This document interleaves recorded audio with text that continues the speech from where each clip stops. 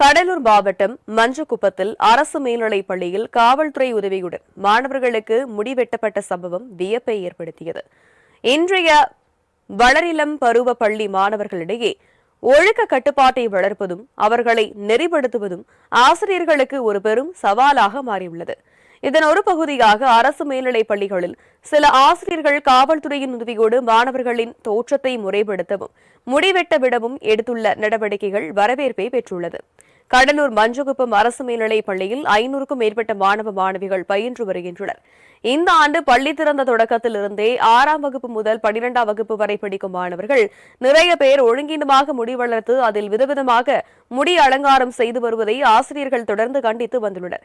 அத்துடன் சரியாக முடிவெட்டும்படி அறிவுறுத்தியுள்ளனர்.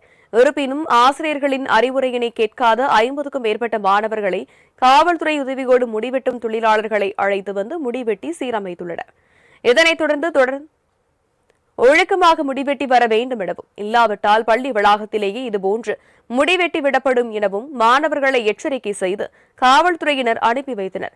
மாணவர்களின் எதிர்கால நல்வாழ்வையும் பள்ளியின் விதிமுறைகளையும் நிலைநாட்டும் நோக்கில் எடுக்கப்படும் இத்தகைய கூட்டு முயற்சிகள் உண்மையில் ஒரு தண்டிப்பு அல்ல, மாறாக மாணவர்களை சீரமைத்து நல்வழிப்படுத்துவதற்கான ஒரு நேர்மையான அணுகுமுறையாகவே பார்க்கப்படுகிறது.